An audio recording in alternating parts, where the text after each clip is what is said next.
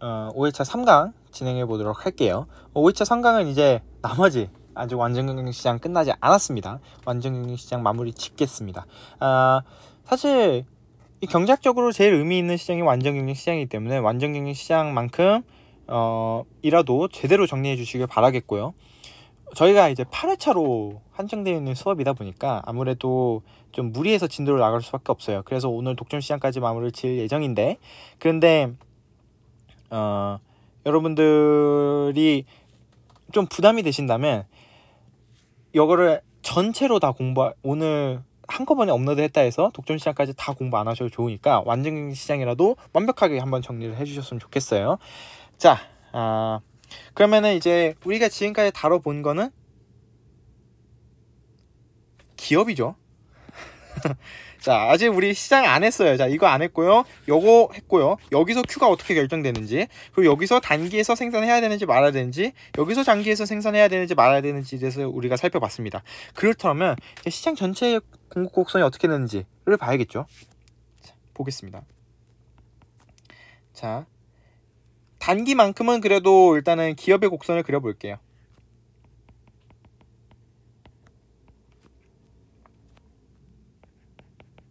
자, 장기는 기업과 시장 두 개를 동시에 그려보도록 하겠습니다.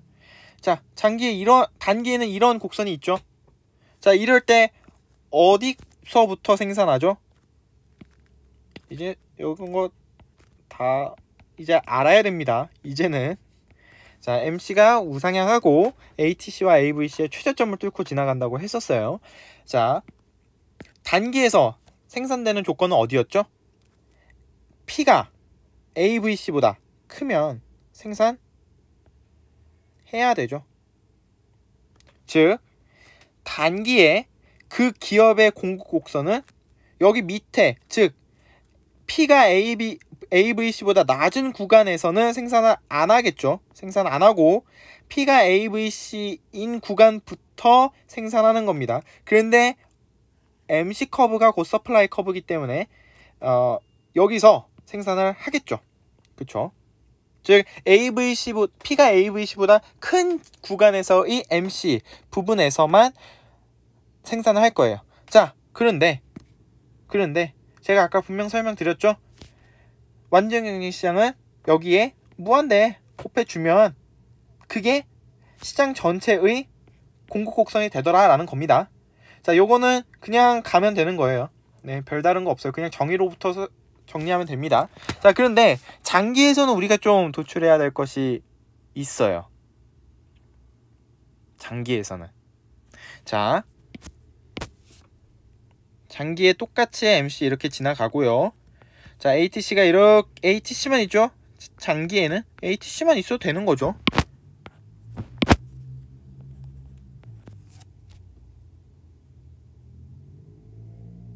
자, 정말 놀랍겠지만 요 지점에서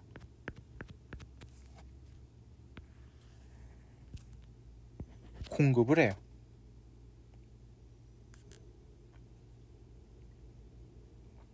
자, 이게 왜 이렇게 도출했는지는 바로 여기서 한번 다뤄볼 겁니다. 여기서 한번 다뤄볼 건데, 지금 완전 경쟁시장에서 궁극적으로 정리를 하면 수평선이 두 개가 있어요. 자, 기업이 맞이하는 수요 곡선, 그리고 장기에서 이거는 장단기 모두고요. 숏런, 롱런 모두고요. 장기에서 시장의 공급 곡선이 이렇게 수평선을 띠게 됩니다. 왜 이렇게 될까요? 요 시사점이 상당히 중요한데 왜 이렇게 될까요? 도출 한번 해보도록 하겠습니다. 요거 같은 경우에는 정확하게 롱런 서플라이가 꼭 이렇게 수평선이 되지 않을 수도 있어요, 사실은. 그런데 우리가 비용 불변 산업이라는 가정을 하게 된다면 저렇게 수평선이 나오게 됩니다. 오늘 제가 이제 혹시 제 교환을 가지신 분들은 이제 비용 상승 산업까지 제가 그리는 칸을 서술해 놨지만, 오늘 수업 자체는 너무 어려우니까 비용 불변 산업만 진행을 한번 해보도록 할게요. 어떻게 되는지 한번 시켜봅시다.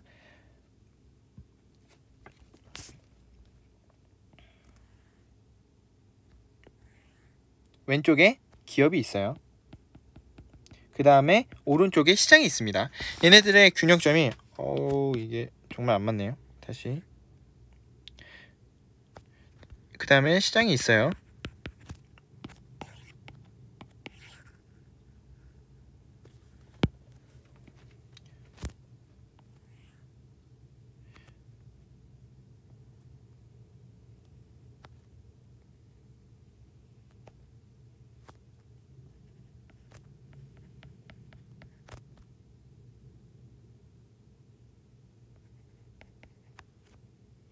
이게 어떻게 보면은 뭐 수요 곡선이 되겠죠.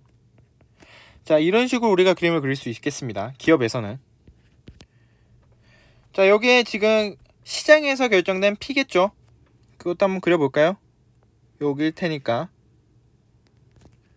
여기서 서플라이랑 여기서 디맨드가 지나가면 되겠죠. 단기적으로도 한번 놓고 봅시다. 자, 근데 이 시장이 지금 장기에 들어왔어요. 장기에 들어오면 우리가 아까 어떤 식으로 정리를 했었냐면 단기에는 그냥 셧다운만 했는데 단기에는 조업 중단만 했었는데 장기에는 이제 뭐까지 해야 되죠? 퇴출까지 해야 되는 거예요. 수익이 안 나면 이제 퇴출해야 되는 겁니다. 그냥 더 이상 그 기업이 거기 있으면 안 돼요. 그 시장에 계속 남아있으면 손해가 나기 때문에 그 기업은 이윤극대화라는 기업의 제일 목표를 달성시킬 수가 없습니다. 이건 당연한 논리죠. 그러면 기업이 당연히 나와야 될 거고요. 그런 상황인데, 자, 잘 들어보세요. 그 말은 장기에는 기업의 퇴출이 자유로울 수가 있어요. 이거는 이제 조금 복잡한 얘기긴 한데 정확하게 말씀을 드리자면 우리가 기업 이론을 할 때 장단기를 구분하는 것이 가변요소의 존재로 우리가 봤었잖아요. 가변요소가 존재하면 단기였고 정확하게 고정요소의 존재, 죄송합니다. 고정요소가 존재하면 단기였고 고정요소가 존재하지 않으면 장기를 우리가 그렇게 놓고 보긴 했는데 정확하게 시장이론으로 넘어오잖아요. 시장이론으로 넘어오면 장단기를 구분하는 기준이 시장에서 기업이 진입가 탈퇴를 함에 있어서 얼마나 자유로운가. 자유로우면 장기고요. 자유롭지 않으면 단기입니다. 그것이 어떻게 보면 궁극적으로 고정 요소가 존재하느냐 없느냐로 귀결되는 얘기긴 한데 궁극적으로는 그래도 그렇게 구분을 일단은 합니다. 경제학자들은 정확하게 구분하자면 그렇다면 요 장기에 있으면 지금 만약에 내가 지금 어떤 가격이 만약에 제가 지금 손해가 나고 있어요. 토탈 레비뉴보다 TC가 더 크게 되면 지금 일단 퇴출해야겠죠. 그리고 TC가 TR보다 작으면 사람들이 더 생산하러 다른 사람들이 다 들어오겠죠. 엔터 하겠죠, 시장으로. 그런 과정들이 반복될 수 있다는 겁니다. 언제? 장기에서. 자, 그걸 놓고 우리가 한번 분석을 해볼게요. 자, 만약에 가격이 올랐다라고 칩시다. 시장에서 수요가 늘어나서 가격이 P1에서 P2로 올라갔다고 칩시다. 예를 들어서 시장에 의해서 균형이 바뀌었어요. 자, 이렇게 되면 지금 여기서 얻을 수 있는 총 수입은 얼마죠? 초록색 사각형이죠. 궁극적으로 요게 MR이 될 거고 요 곡선이 MR이고 여기가 MC니까 요 만나는 요 지점에서 생산을 해낼 건데 그렇기 때문에 P 곱하기 Q가 총 수입이 되겠죠. 요만큼이 얼마만큼 팔았는지 그리고 요만큼이 얼마에 팔았는지니까. 자, 그런 상황에서 총 비용은 어떻게 되죠? 여기 지나가는 ATC 저만큼이 토탈 코스트가 되겠죠. 즉 얼마만큼 생산해냈는지의 한 개당 평균적인 총 비용이니까 저 노란색 면적만큼이 총 비용이 될 거고, 그 말인즉슨 저 초록색에서 노란색 사각형을 빼면 지금 요 부분만큼 수익이 나겠죠. 즉 프로핏이 0인 상황일 텐데, 이윤이 남는 상황일 텐데, 그렇게 되면 어떻게 된다고 했어요? 다른 공급자들이 그 시장에 진입을 할 거예요. 왜요? 일단은 지금 완전 경쟁 시장이죠. 완전 경쟁 시장은 호모지니어스한 프로덕트를 생산합니다. 호모지니어스한 프로덕트를 생산한다라는 것은 그 물건을 만드는 데 있어서 큰 추가적인 비용이 없다라는 거고, 그러니까 독점적인 그런 지휘력이 별로 없다라는 거예요. 완전 경쟁 시장은. 그 말인즉슨 기업의 진입과 탈퇴가 없다라는 거예요. 즉 진입 장벽이 존재하지 않는다라는 겁니다. 그렇기 때문에 사람들이 막 들어와서 생산을 할 수가 있어요.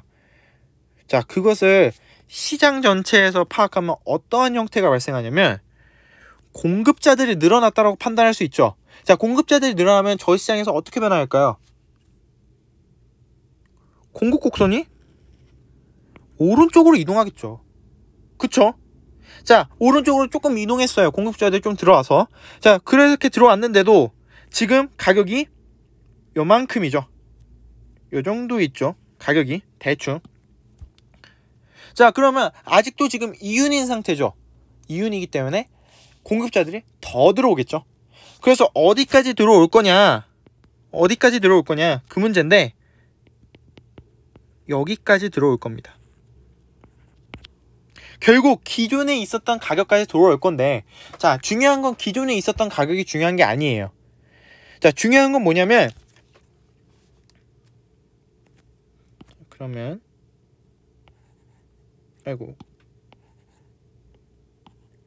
초록색 노란색은 이제 조금 잠깐 잊어주시고, 자, 지금 중요한 건 뭐냐면 지금 원래 생산을 했던 그 지점이 어느 지점이에요? MC랑 ATC가 만나는, 즉 ATC의 최저점에서 우리가 생산을 했었죠. 그쵸? 저기서 평균적인 생산 단가를 가장 낮출 수 있었다라는 거예요. 자, 그런 지점에서 생산을 했었는데 그 지점까지 다시 회귀를 하는 겁니다. 만약에 그 산업이 비용 불변 산업이라면 생산을 더 많이 해냄에 따른 그러한 비용의 변화가 없어요. 만약에 비용 상승 산업이면 ATC가 막 이런 식으로 변화해야 됩니다. 두 개씩 그래야 되는데 그러지 않는 거예요. 생산을 더 많이 해내도 궁극적으로 MC랑 ATC가 고정되어 있는 상태라면, 그런 산업을 지금 가정을 한번 해볼게요. 그런 상태라면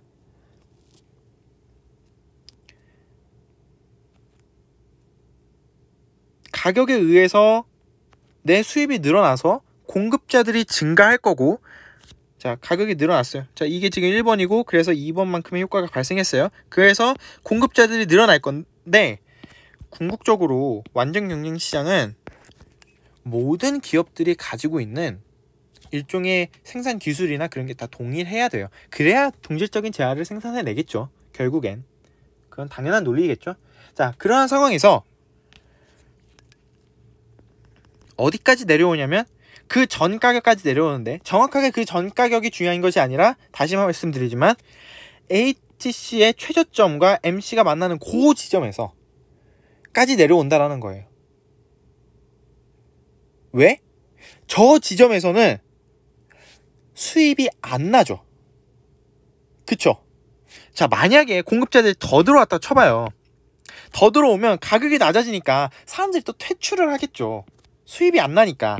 그러니까 궁극적으로 장기적으로 놓고 봤을 때 계속 왔다 갔다 하면서 가격이 조정하면서 저기에 지금 딱 머무르는데, 그 점이 어느 지점이냐면 생산의 비용을 극소화시킬 수 있는 지점인 MC와 ATC가 만나는, 즉 ATC 최저점인 지점에서 그 생산량이 결국은 결정이 되는 거예요. 그 기업의 생산력이 여기서 결정이 되는 거예요. 궁극적으로는. 자, 이해가 조금 안 수가 있는데, 자, 다시 한번 설명을 드리도록 하겠습니다. 자, 예를 들어서 지금 일단 비용 불변 산업이라고 한번 가정을 해볼게요. 이런 산업에서 수요가 늘어났어요. 그러면 가격이 이렇게 증가하는 효과가 발생합니다. 그러면 수입이 나죠. 수입이 나면 free enter and exit 이라는 그런 조건에 의해서 사람들이, 다른 공급자들이 더 추가적으로 존재할 거예요. 그래서 공급이 더 늘어날 건데, 그러면서 가격이 내려올 거란 말이죠. 그런데 많이 내려가면 손해가 나니까 어느 지점까지만 내려가냐면 요 지점, 아까 생산했던 그 지점까지 내려가는 겁니다. 즉 공급자들이 늘어나면서 가격이 다시 낮아지는 그러한 효과가 생기는 거예요. 경쟁하다 보니까 가격 경쟁을 하는 거죠.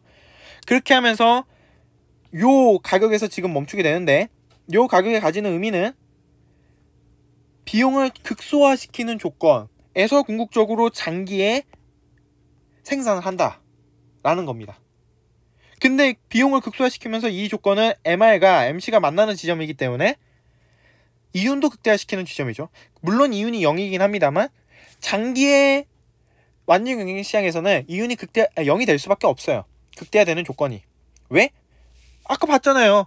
만약에 이윤이 나요. 지금 여기 같은 이윤이 나는 가격이에요. 어떻게 돼요? 사람들 더 들어오잖아요. 진입하잖아요. 만약에 그 가격이 더 낮아요. 그렇게 되면 어떻게 돼요? 사람들 퇴출하잖아요. 그렇기 때문에 이 가격에서 멈출 수밖에 없는 겁니다.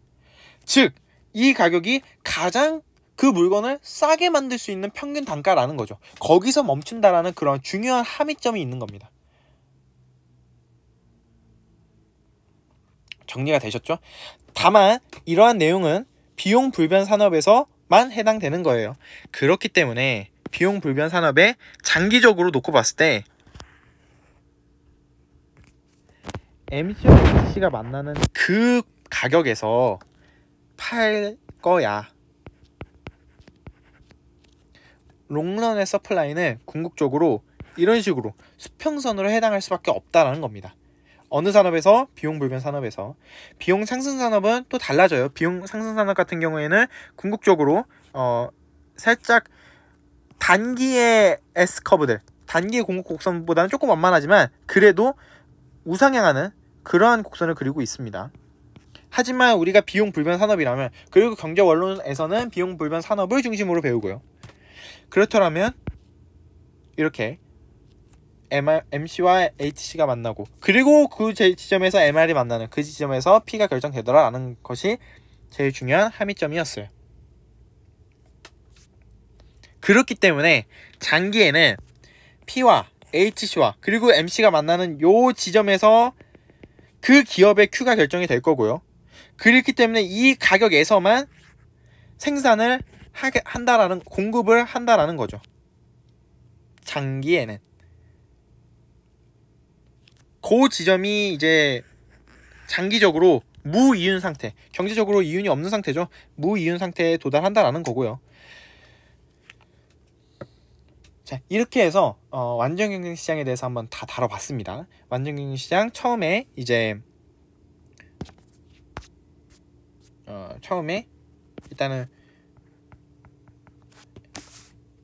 그래서 이윤을 극대화시키는 Q스타가 어딘데를 살펴봤고, 그러고 나서 단기에는 TR과 VC의 관계로 우리가 놓고 봤었어야 됐고, 장기에는 TR과 TC의 관계로 놓고 봤었어야 됐어요. 그쵸? 그리고 특히 이 단기에서는 얘와 이윤은 무관하죠. 왜냐면 VC이기 때문에. 자, 이런 상황이 이제 기업의 결정 이론이었더라면, 궁극적으로 시장을 놓고 보니까 비용 불변 산업에서는 장기에서는 수평선의 공급 곡선을 가질 수밖에 없더라.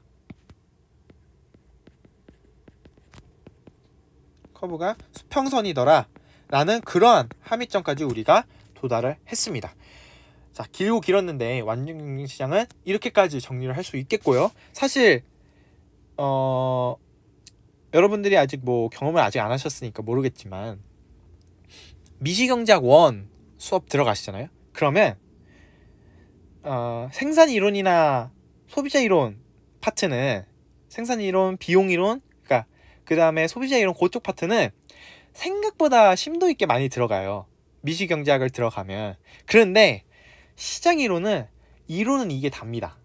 똑같이 가서 그때 가서 또 배워요. 계산만 조금 늘어날 뿐이지 원리와 이론 도출 과정은 똑같은 원리로 배웁니다. 전혀 다르지 않아요. 약간 다른 부분들은 진짜 완전 퀀텀 점프를 한다면 여기는 그냥 중1에서 중1 1학기 수학에서 중1 2학기 수학 넘어가는 그 정도밖에 차이가 안 나기 때문에 여기 내용은 정말 이론적으로 왜 저렇게 넘어가는지 한 스텝 한 스텝 이해하는 연결고리를 여러분들이 잘 습득을 하셔서 공부를 하셨으면 좋겠습니다. 자, 이렇게 해서 완전경쟁시장 마무리 졌고요. 이제 다음 강의에서 독점시장에 대해서 진도를 나가도록 하겠습니다.